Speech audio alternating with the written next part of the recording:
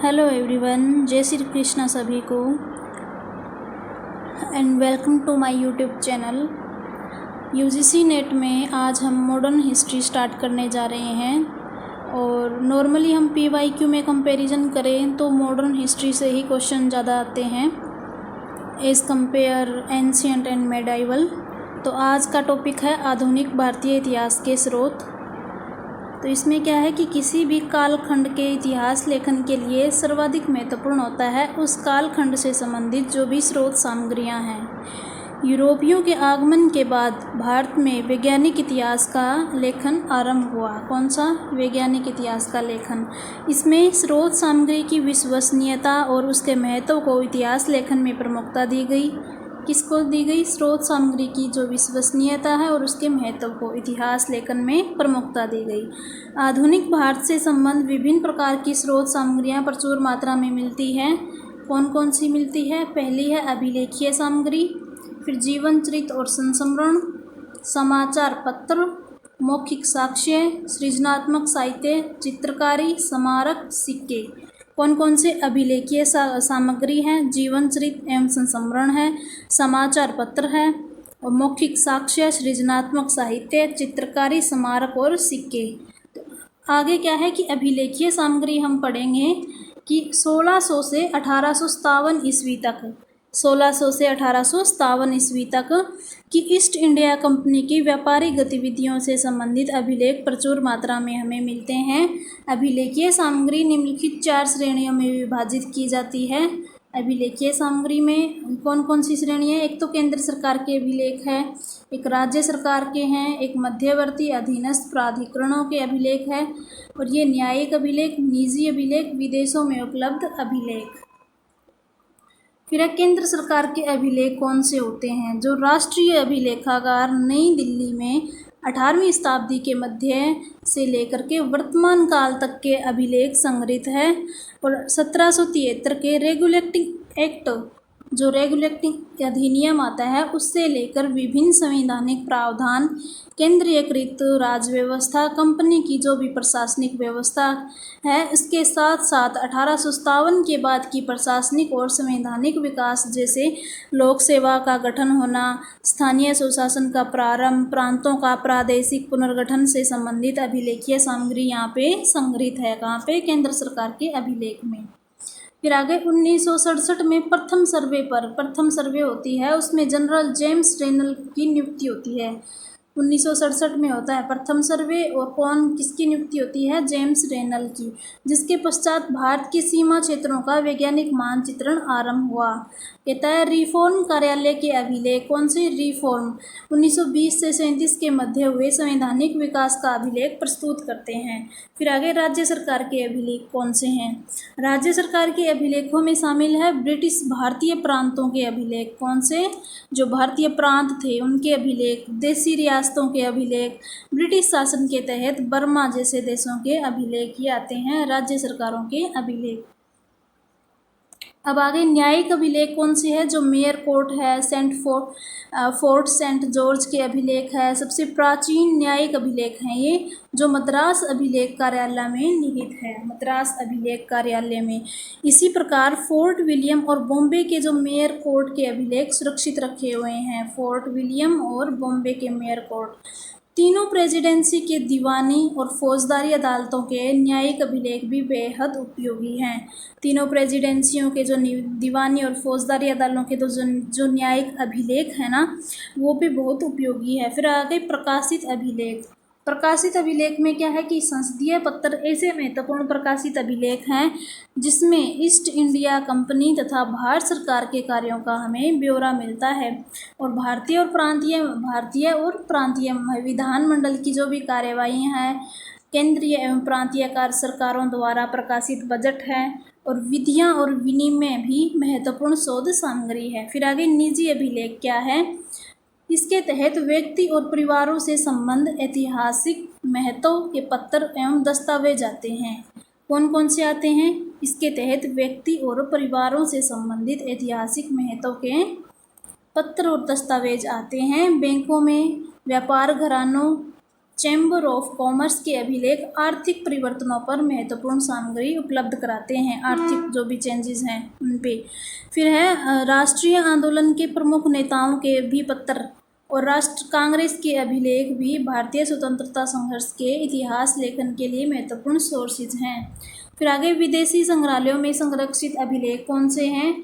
एक है कि India office records, Commonwealth relations office London. यहाँ पे क्या है, कई ऐसे अभिलेख मौजूद है जो हमारे देश में नहीं है, ऐसे अभिलेख है जो हमारे देश में नहीं है। ब्रिटिश वाइसराय, राज्य सचिव और अन्य अधिकारियों के पत्र आदि लंदन के ब्रिटिश संग्रहालय में कहाँ पे है? ये लंदन के ब्रिटिश संग्रहालय में संरक्षित है। वाइसराय के, राज्य सचिव के, अन्य अधिकारियों के पत्र आदि।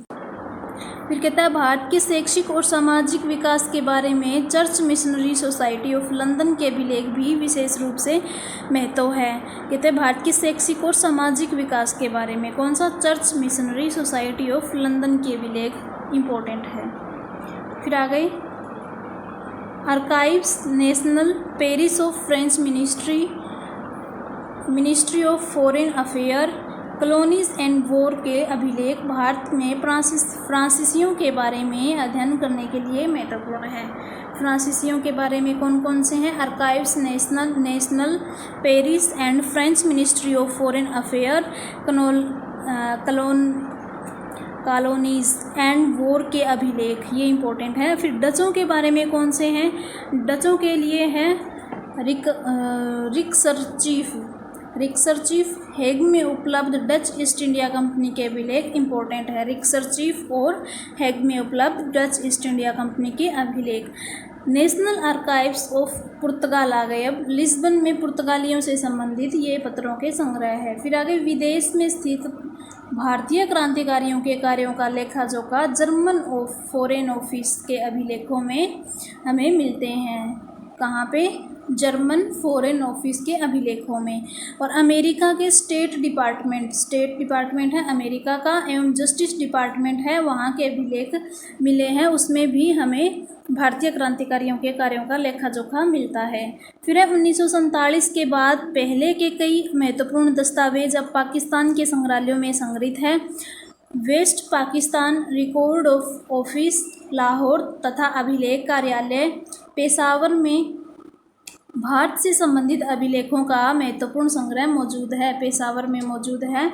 फिर आगे जीवन चरित्र और संस्मरण में क्या आते हैं कि 18वीं-19वीं शताब्दी के भारतीय इतिहास को दर्शाने वाले जीवन चरित्र और संस्मरण जिसे समकालीन साहित्य भी उपलब्ध है, जिनसे आधुनिक भारत के इतिहास लेखन में महत्वपूर्ण सहयोग हमें मिलता है। ईसाई मिशनरियों ने धर्म प्रचार के क्रम में भारत के भीतरी भागों की यात्रा की है। संस्मरण या यात्रा वृत्तांत लिखे हैं जो सोर्सेज की तरह प्रयोग में किए जा सकते हैं। कई अधिकारियों ने उन्हें अपना समर्थन भी दिया, जैसे कि जॉन शोर है, चार्ल्स ग्रांट है। फिर आ गई यात्रा वृत्तांत। 1783 ईस्वी में उत्तर भारत की यात्रा करने वाले जॉर्ज फोस्टर की यात्रा, जो इनकी यात्रा है वो यात्रा वृत्तांत बहुत महत्वपूर्ण है। 1783 में उत्तर भारत की यात्रा करने वाले जॉर्ज फोस्टर। फिर आ गए several tours through various parts of the peninsula में बेंजामिन हेन 1814 ईस्वी के भारतीय प्रायद्वीप के आर्थिक उत्पादों पर बेहतरीन जानकारी देते हैं। भारत से काबुल की यात्रा का वृत्तांत ट्रेवल्स इनटू बुखारा में 1834 ईस्वी में अलेक्जेंडर बर्न्स देते हैं। भारत में काबुल की यात्रा का वृत्तांत ट्रेवल्स इनटू बुखारा में है और 1824 ईस्वी में अलेक्जेंडर बर्न्स देते हैं ये जानकारी। फिर आगे diary of the travels and adventure in upper India, diary of the travels and adventure in upper India, ये 1843 में लिखी है।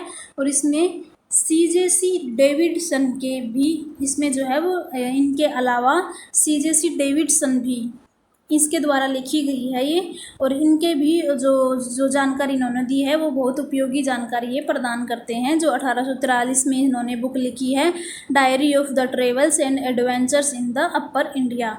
फिर आगे ट्रेवल्स इन एडवेंचर में असम प्रांत के बारे में जॉन बटलर ने 1855 में लिखा है। 1855 में जॉन बटलर लिखते हैं असम प्रांत के बारे में, और किसमें, ट्रेवल्स एंड एडवेंचर्स में। Journey through the kingdom of Awadh में W.H. स्लीमेन द्वारा, W.H. स्लीमेन ने अवध की राजनीतिक और आर्थिक दशाओं का वर्णन किया है। जो असम का वर्णन कर रहे थे वो तो बटलर है, और जो स्लीमेन है ये अवध के बारे में बता रहे हैं, राजनीतिक और आर्थिक दशाओं का वर्णन कर रहे हैं। और बुक कौन सी है, journey through the kingdom of Awadh. फिर आगे समाचार पत्र पत्रिकाएं। 1780 ईस्वी में सर्वप्रथम जेम्स ऑगस्टस हिक्की, ये याद रखना है, जेम्स ऑगस्टस हिक्की 1780 में बंगाल गजट नामक पहला समाचार पत्र जो है वो प्रकाशित करते हैं। इसके बाद कलकत्ता गजट 1784 में, 4 साल बाद द कलकत्ता गजट, और फिर द बंगाल जर्नल 1785 में, the oriental magazine of Calcutta 1785 में, द कलकत्ता क्रॉनिकल 1786 में, द मद्रास कुरियर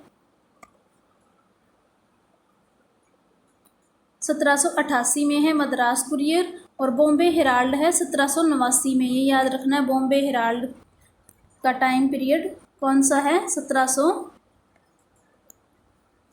है 89। जैसे कई समाचार पत्र प्रकाशित किए जाने लगे। फिर कुछ समाचार पत्र भारतीय राष्ट्रीय आंदोलन को समर्थन देने और निडरता से अपनी बात कहने के लिए प्रसिद्ध हुआ, जैसे कि द हिंदू और स्वदेश मित्रन है। इनके संपादक कौन थे, जी सुब्रमण्यम अय्यर है। जी सुब्रमण्यम अय्यर किसके हैं, द हिंदू और स्वदेश मित्रन। केसरी और मराठा बाल गंगाधर तिलक के हैं, और बंगाली ये पत्र पत्रिकाएं बता रहे हैं सारे। ये जो बाल गंगाधर तिलक की है मराठा है, केसरी है। बंगाली में ये बंगाली एक पत्र है, और ये सुरेंद्रनाथ बनर्जी का है। और अमृत बाजार पत्रिका है, ये है शिशिर कुमार घोष और मोतीलाल घोष। याद रखना है, अमृत बाजार पत्रिका शिशिर कुमार घोष और मोतीलाल घोष। फिर है सुधारक, गोपाल कृष्ण गोखले का है। मिरर है, ये एन सेन का है, NN सेन का है, SN सेन है या NN सेन है, इनका है मिरर। फिर है voice of India, Dadabhai Naoroji का है वॉइस ऑफ इंडिया। फिर आगे एडवोकेट GP वर्मा का है आदि। इसके अलावा पंजाब से प्रकाशित कौन से हैं, ट्रिब्यून और अखबार, बॉम्बे से इंदु प्रकाश, ध्यान प्रकाश, काल एवं गुजराती, बंगाल से सोम प्रकाश, बंगाल से कौन सा है, सोम प्रकाश, यंग निवासी महत्वपूर्ण समाचार पत्र है, यंग निवासी भी। इसके अलावा कौन कौन से हैं, एक तो पंजाब से प्रकाशित है ट्रिब्यून और अखबार नामक, फिर है बॉम्बे से इंदु प्रकाश है, फिर बॉम्बे से इंदु प्रकाश है, ध्यान प्रकाश है, काल एवं गुजराती है, फिर बंगाल से सोम प्रकाश है, और बंग निवासी महत्वपूर्ण जो है वो समाचार पत्र है। विदेशी पत्र का प्रकाशनों में शामिल कौन से हैं, एक तो है श्यामजी कृष्ण वर्मा द्वारा लंदन में प्रकाशित, और बर्लिन से वीरेंद्रनाथ चट्टोपाध्याय द्वारा प्रकाशित तलवार, ये इम्पोर्टेंट है, ठीक है, तलवार है। और ये श्यामजी कृष्ण वर्मा लंदन में प्रकाशित, और बर्लिन से वीरेंद्रनाथ चट्टोपाध्याय द्वारा प्रकाशित तलवार। सैन फ्रांसिस्को ने कौन सा, गदर पत्र, और वैंकूवर से हिंदुस्तान, तारकनाथ दास से विदेशों में क्रांतिकारी गतिविधियों का पता चलता है। क्या पता चलता है, क्रांतिकारी गतिविधियों का इन पत्रों से। फिर आगे मौखिक प्रमाण कौन कौन से हैं, बिना लिखे किसी घटना का जिक्र जब पीढ़ी दर पीढ़ी चला आए तो वह मौखिक इतिहास कहलाता है।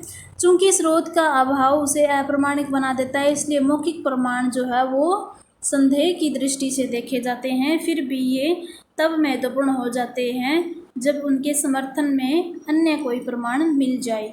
फिर आगे सृजनात्मक साहित्य कौन से हैं, 19वीं-20वीं शताब्दी में नवीन साहित्यिक रूपों, उपन्यास, कहानी, निबंध आदि का विकास हुआ, जो भारतीय इतिहास और राष्ट्रीय आंदोलन के बारे में प्रचुर स्रोत सामग्री उपलब्ध कराते हैं।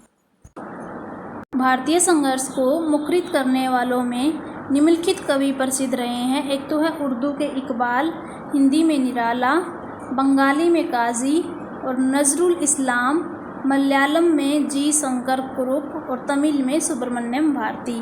कौन कौन है? उर्दू के इकबाल, हिंदी में निराला, बंगाली में काजी नजरुल इस्लाम, मलयालम में जी शंकर कुरुप और तमिल में सुब्रमण्यम भारती। ये सभी कवि क्या हैं? भारतीय संघर्ष को मुखरित करने वाले प्रसिद्ध कवि हैं। फिर आ गए यूरोपियनों के संपर्क से भारत में उपन्यास लेखन की विधा का विकास हुआ। किसका? उपन्यास लेखन की विधा। फिर बंगाली में बंकिम चंद्र चटर्जी ने आनंद मठ के सन्यासी विद्रोह का चित्रण किया है बंगाली में। और राष्ट्रगीत वंदे मातरम इसी उपन्यास में लिखा गया है। कौन से में? आनंद मठ में। फिर है गुजराती में इच्छाराम सूर्यराम देसाई। गुजराती में है इच्छाराम सूर्यराम देसाई ने हिंद आने ब्रिटानिया नामक राजनीतिक उपन्यास में ब्रिटिश भारत की राजनीतिक स्थिति को दर्शाया गया है। फिर पढ़ेंगे बंकिम चंद्र चटर्जी के बारे में 1838 से 1894 के बीच में। जो बंकिम चंद्र चटर्जी है वो कलकत्ता विश्वविद्यालय के प्रथम स्नातक रहे हैं। जो कलकत्ता यूनिवर्सिटी है उसके प्रथम स्नातक ग्रेजुएट हैं ये। और उन्होंने डिप्टी मजिस्ट्रेट और डिप्टी कलेक्टर के पद पर कार्य किया था। Deputy magistrate, deputy collector. उन्होंने बंग दर्शन नामक, ये इंपॉर्टेंट है, बंग दर्शन नामक समाचार पत्र निकाला। और उनकी सर्वाधिक विख्यात रचना है आनंद मठ, जो हम पढ़ते हैं, जिसमें वंदे मातरम नामक गीत जो है वो उन्होंने लिखा है। फिर कहते हैं कि वंदे मातरम स्वदेशी आंदोलन के समय आंदोलनकारियों का प्रेरणा स्रोत गीत बन गया तथा आज़ादी के बाद भारत का राष्ट्रीय गीत भी बना। फिर आ गया कि बंकिम चंद्र की अन्य प्रमुख रचनाएं हैं दुर्गेश नंदिनी। इनकी रचनाएं हैं ये सारी दुर्गेश नंदिनी हैं। कपाल कुंडला है, देवी चौधरानी है। दुर्गेश नंदिनी है, कपाल कुंडला है, देवी चौधरानी है।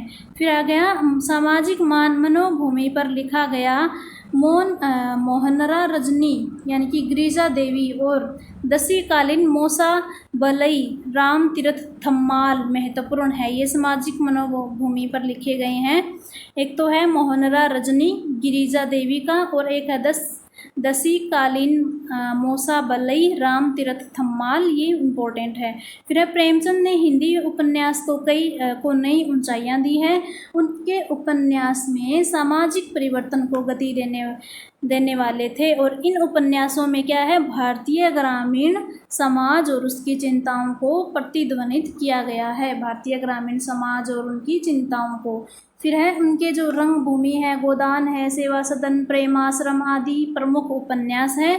फणीश्वर नाथ रेणु ने मेला आंचल लिखकर ग्रामीण जीवन पर आधारित उपन्यास लेखन को आगे बढ़ाया है। ये याद रखना है, फणीश्वर नाथ रेणु ने लिखा क्या है? मेला आंचल नामक ग्रंथ, और इसमें बुक लिखी है और इसमें ग्रामीण जीवन पर आधारित उपन्यास लेखन को आगे बढ़ाया है उन्होंने।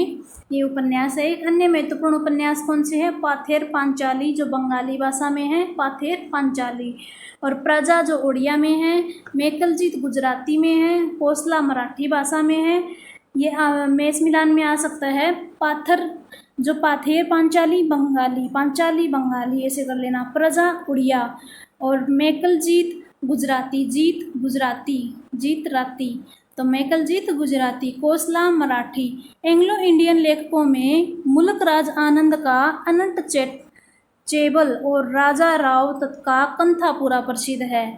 एंग्लो इंडियन लेखक है ये, और इसमें मुल्क राज आनंद का अनटचेबल और राजा राव का कंथापुरा, ये इम्पोर्टेंट है यानी फेमस है ये। और R.K. नारायण का स्वामी एंड फ्रेंड्स भारत का अद्भुत चित्रण करता है। R.K. नारायण का स्वामी एंड फ्रेंड्स भारत का अद्भुत चित्रण करता है। कहानियाँ कौन कौन सी है ये देखते हैं। पोस्टमास्टर और काबुली वाला रविंद्रनाथ की ग्रामीण भारत को दर्शाती कहानियां हैं। पोस्टमास्टर और काबुली वाला ये रविंद्रनाथ की है, और ये ग्रामीण भारत को दर्शाती हुई कहानियां हैं।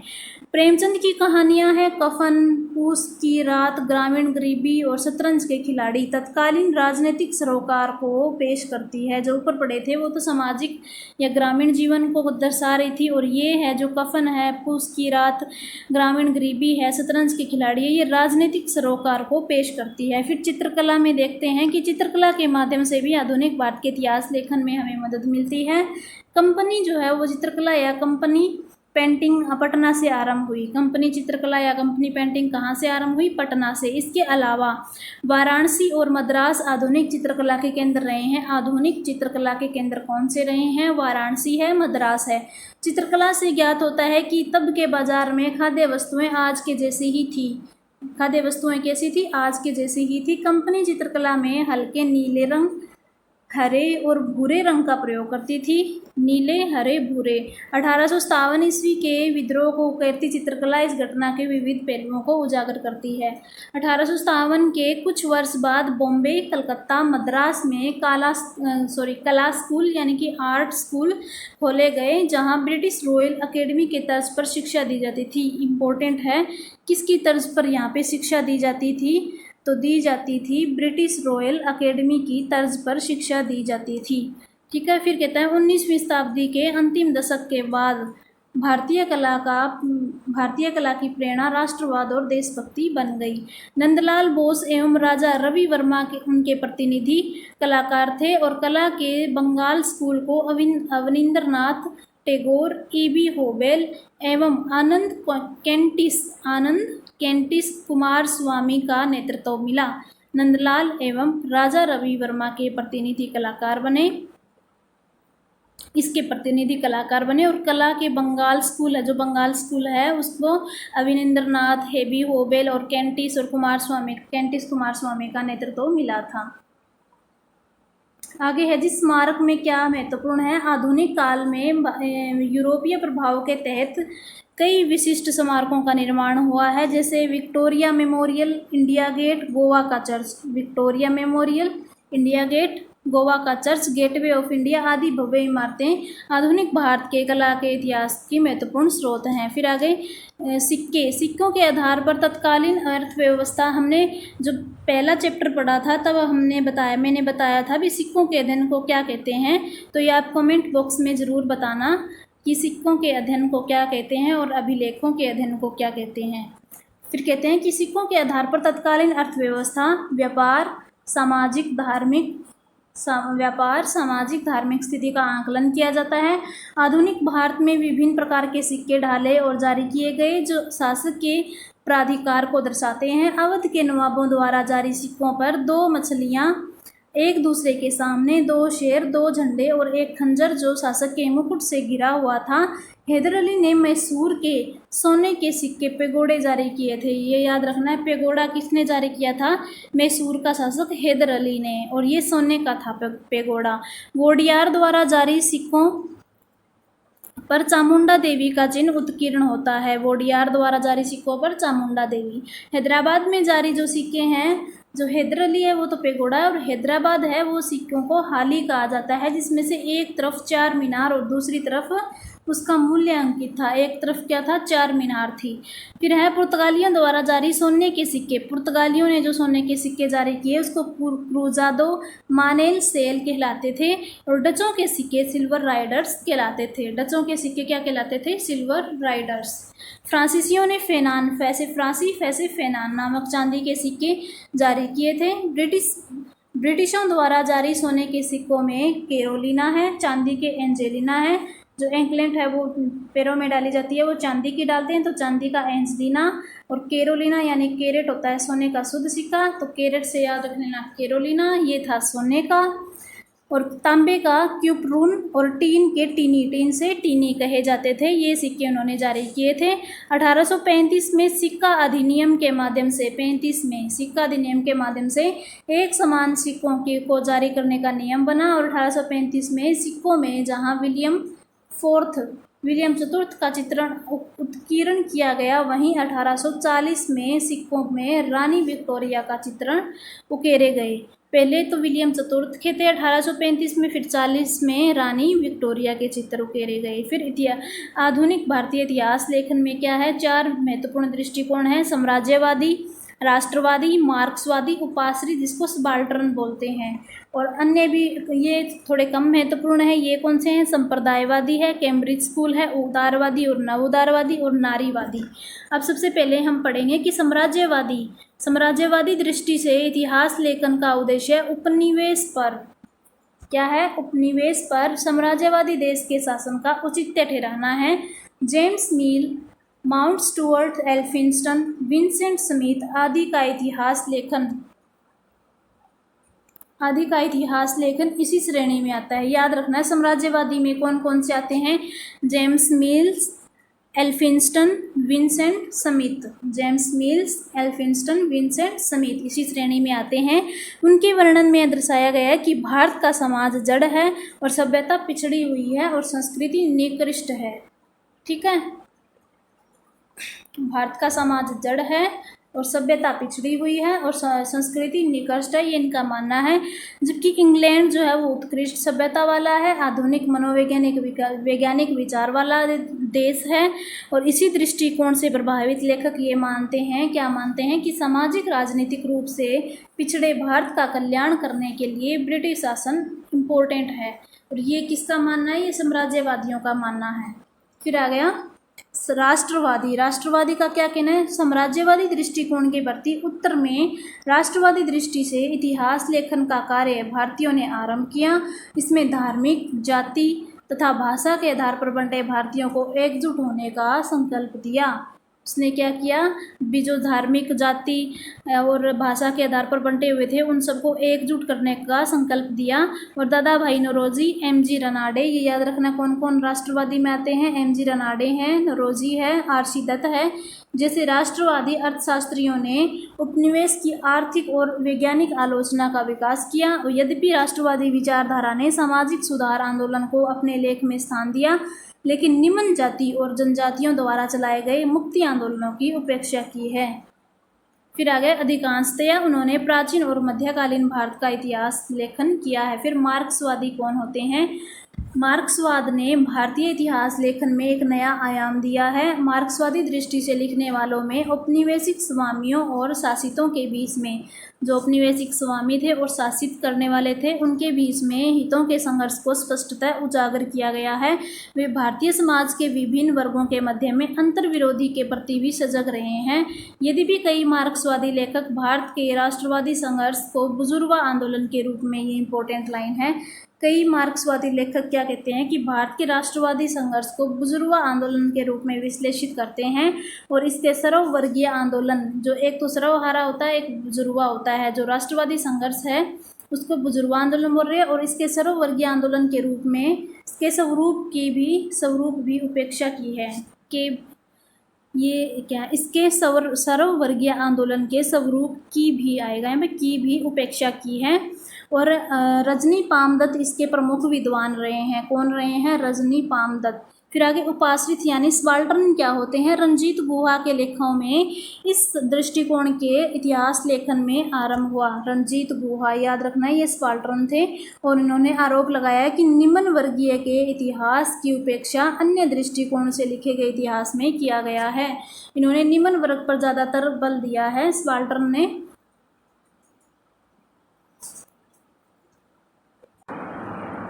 फिर क्या कहता है,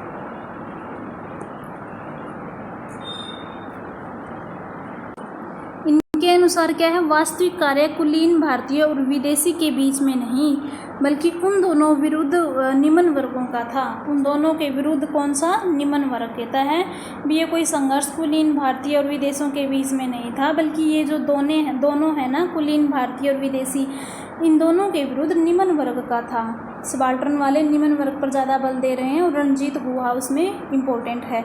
उनके अनुसार राष्ट्रीय आंदोलन में मुख्यतः 2 धाराएं थी, एक उपाश्रितों यानी सबाल्टर्न यानी निम्न वर्ग की वास्तविक साम्राज्य विरोधी धारा, और दूसरी कौन सी थी, कुलीन भारतीयों की झूठी राष्ट्रीय धारा ये बोलते हैं। फिर आगे संप्रदायवादी क्या था? इनके अनुसार संप्रदायवादी मध्यकाल से चली आ रही एक सच्चाई है। मध्यकालीन मुस्लिम शासकों, जो मुस्लिम शासक हैं, उनकी प्रशंसा करना, शासितों हिंदुओं की आलोचना ने आधुनिक काल को भी सांप्रदायिकता के विद्वेष से भर दिया। ठीक है, कह रहा है कि जो मध्यकाल में जो मुस्लिम शासक थी उनकी प्रशंसा करना और जो हिंदुओं का शासन चल रहा था उनकी आलोचना करना, ये एक संप्रदायवादी को ही दर्शाती है और ये आधुनिक काल को भी संप्रदायवाद के विद्वेष से भर देते हैं और इसे और हवा दी अंग्रेज पदाधिकारियों ने ताकि सांप्रदायिकता का कार्ड खेलकर उन अपने शासन के औचित्य को साबित कर सके। फिर आगे कैम्ब्रिज स्कूल में क्या है कि इनका मत क्या है कि भारतीय राष्ट्रवाद और भारतीयों को औपनिवेशिक शोषण के विरुद्ध संघर्ष नहीं है। भारतीय राष्ट्रवाद भारतीयों का औपनिवेशिक जो शोषण है उनके विरुद्ध संघर्ष नहीं है, बल्कि ब्रिटिश शासकों द्वारा प्रदत्त लाभों को परस्पर बांटने का संघर्ष है। और राष्ट्रीय आंदोलन के नेता महान विचारों से नहीं अपितु भौतिक लाभों से प्रेरित थे, भौतिक लाभों से। फिर आगे उदारवादी और नव उदारवादी। केन और हॉपकिंस जैसे उदारवादी विचारक उपनिवेशों के आर्थिक जो शोषण कर रहे थे वो उनको स्वराज्यवादी देश के लिए हमेशा फ़ायदेमंद हो ऐसा नहीं मानते। जो केन और हॉपकिंस है वो उदारवादी विचारक उपनिवेशों के आर्थिक शोषण को साम्राज्यवादी देश के लिए हमेशा फ़ायदेमंद हो ऐसा नहीं मानते। उनके अनुसार उपनिवेशों में पूंजी निवेश मात्र देश में घरेलू निवेश को हतोत्साहित कर सकता है और आर्थिक विकास को प्रभावित भी कर सकता है। फिर आगे नारीवादी में क्या है कि महिलावादी लेखन का आरंभ B.R. नंदा, ये इम्पोर्टेंट है। महिलावादी लेखन का आरंभ कौन कर रहा है? B.R. नंदा द्वारा संपादित इंडियन वुमेन रिफॉर्म फ्रॉम पर्दा टू मॉडर्निटी से हुआ है और महिलाओं की दयनीय स्थिति को पंडिता रमाबाई, जो दयनीय स्थिति थी इनकी, वो पंडिता रमाबाई द्वारा लिखी गई द हाई हिंदू वुमेन, ये बहुत बार आती है ये book, the high Hindu women, और कैथरीन मेयो, ये भी इम्पोर्टेंट है, कैथरीन मेयो द्वारा लिखी गई मदर इंडिया में भी दर्शाया गया है। अन्य प्रमुख नारीवादी लेखन है women in Buddhist literature, B.C. Law, women under primitive Buddhism, ये I.B. हार्नर, और the position of women in Hindu civilization from the prehistoric times to the present, ये एल टेकर की है। कौन कौन है? एक तो वीमेन इन बुद्धिस्ट लिटरेचर जो B.C. ला की लिखी हुई है, वुमेन अंडर प्रिमिटिव बुद्धिज़्म जो I.B. हॉर्नर की लिखी हुई है, और the position of women in Hindu civilization from the prehistoric times to the present, ये अल्टेकर की लिखी हुई है, ये भी इम्पोर्टेंट है। तो ये हो गया अपने आधुनिक भारत के स्रोत। कल हम यूरोपियों का आगमन पढ़ेंगे। और वीडियो अगर अच्छी लगे तो लाइक शेयर एंड सब्सक्राइब ज़रूर करना। जय श्री कृष्णा, धन्यवाद।